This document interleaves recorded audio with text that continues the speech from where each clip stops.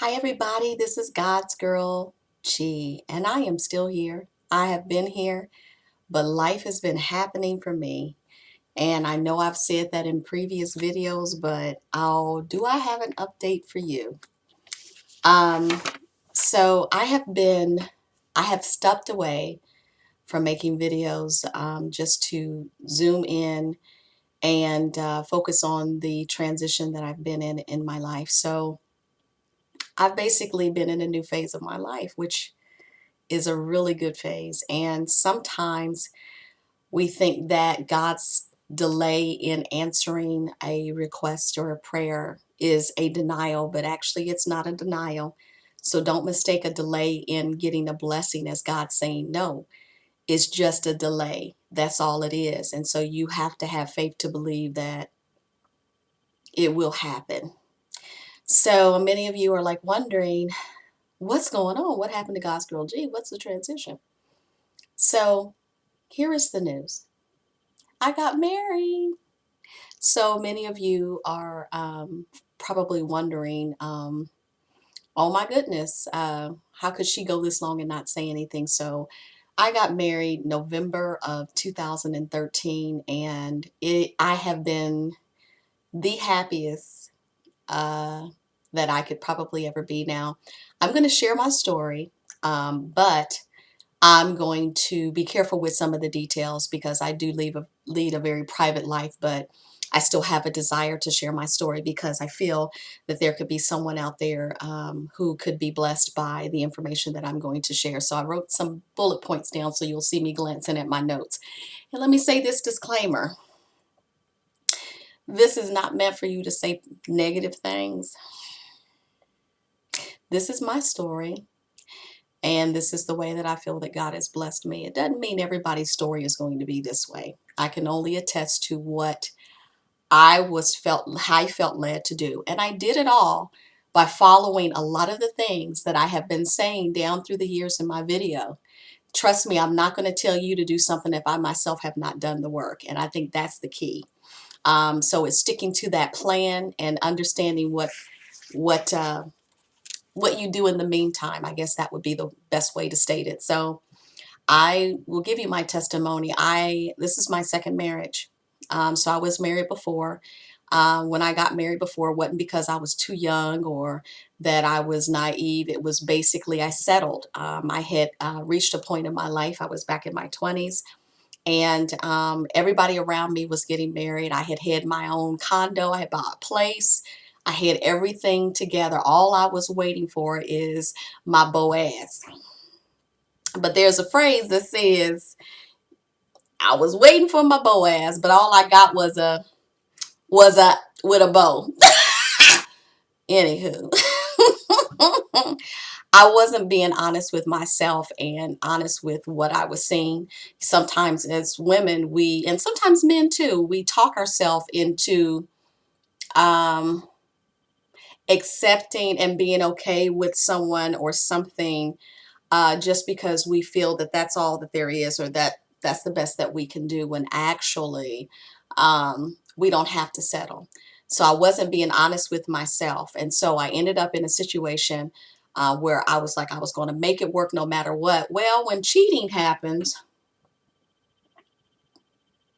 you do what you have to do. And so I got the strength to leave. And also there was some abuse going on. So I got the strength to leave.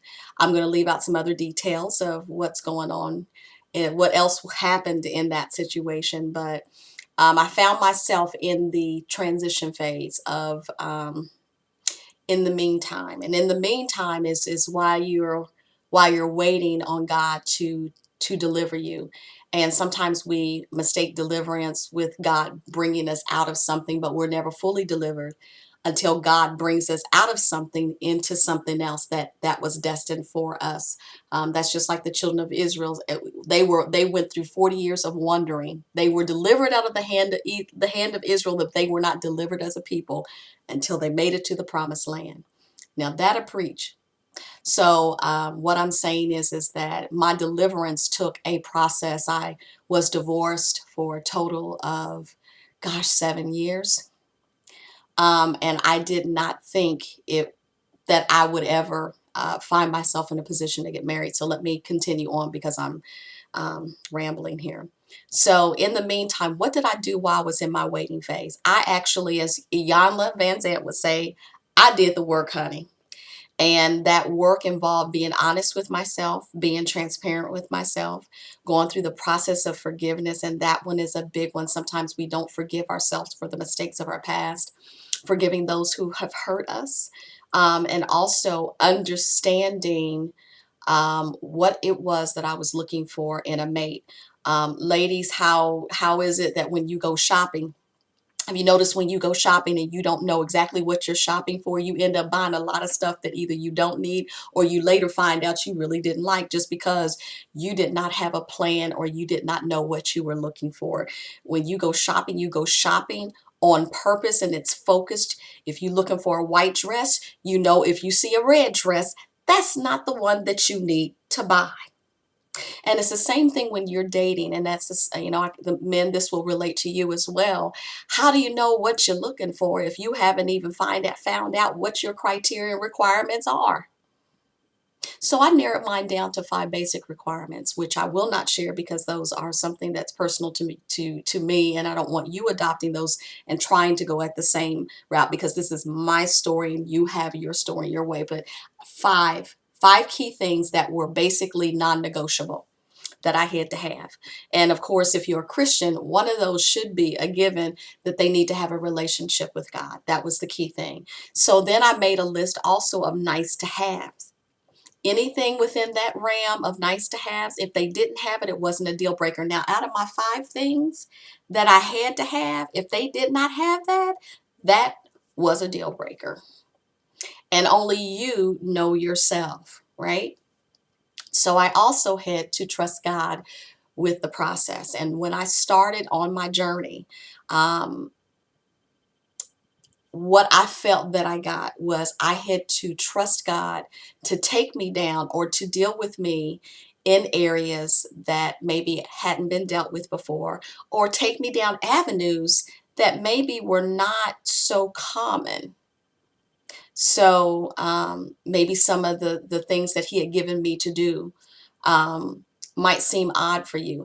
And so as ladies, we're sometimes challenged with trying to feel good about us. And so there was times when I felt the need just to go into a store and buy something, buy a pair of earrings, because guess what? I needed to take time to be good to myself. And so that's the journey that I went down of being good, because when you have been in an abusive situation, your self-esteem is completely shot. And you have to build your own self back up to the point where you're healthy, you're emotionally healthy. And so that's part of the journey that I went through. It was not a rose garden. It was not pleasant the whole time. There were times when I got lonely. There was times when I felt God did not hear me, but those are the times when really he's the closest to you and he's right there, and he will never fail you, and he'll never give up on you. So let me tell you what my turning point was. I knew that I had reached a healthy point when Valentine's Day came up, and Valentine's Day had always been a really, really hard holiday for me. And so Valentine's Day came up, and so I called one of my girlfriends. You need to have at least one good girlfriend that got your back. One. That's all you need is one. You don't need 5. You don't need 10. You don't even need 2. You just need one. And she and I got together and I said, you know what, let's hold on Valentine's Day, since many of the single ladies, my age, in their 40s were lonely or by themselves. And I did not want to be by myself on Valentine's Day because I had been by myself so many times on Valentine's Day. I said, this year it's going to be different. I'm turning over a new leaf. You know what? I'm going to celebrate me, and I'm still going to have fun on a day that is supposed to be for couples. I'm going to celebrate my singleness. I'm going to celebrate God's love for me. And so we did a self-love Valentine's Day, and we each brought individual gifts. And it was the turning point for me because it was during that time we went to a real fancy restaurant, rose petals on the table, candles. We had a fabulous time, and we shared wisdom from our heart. No male bashing, because I don't believe in that. And that's exactly what we did. So it was in that journey that I heard so clearly, The voice, I'm not going to say it's of God because, you know, people will debate and like, are you sure that was of God? But I heard something speak to me and ask me, do you trust me? Do you trust me in what I'm getting ready to suggest? Because God's comments and the Holy Spirit's leading, you always have a choice to follow that leading or not. So I felt that I was getting ready to be challenged more in an area that would typically not look that great. And so on the way home, you know, I heard the women's testimony and encouragement. And, you know, we had some comical moments. We had some moments that were very somber. And it was during that time when someone spoke to me. They gave me this was their self-love thing that they gave, and we exchanged them. We did not know who they were, whose name they were going to get. So that was just by happenstance. Um, and I got this beautiful jewelry box. And on the inside of this jewelry box was a little gem. And within that gem, or excuse me, within this box, that gem represented what is on the inside. And what I was told, and it was very prophetic, and I don't even think she knew that she was telling me this, but she said, people don't understand why you've passed over people that on the outside, that person or that man looked like they were everything that you could have in a mate, but you understood what was on the inside and that person was not for you. And she said, the man that's for you will understand not only the beauty on the outside, but the gem and the jewel that is on the inside that is more precious. And it was really, really a beautiful sentiment for me. And I started crying, and I was just in my mind, I was like, God, whatever you're wanting to do with me, I'm ready. And so that started me being really open. So I had reached that point of transition. And so I'm going to end the first part of this because my time is getting short, and I'll start a part two of where the story picks up.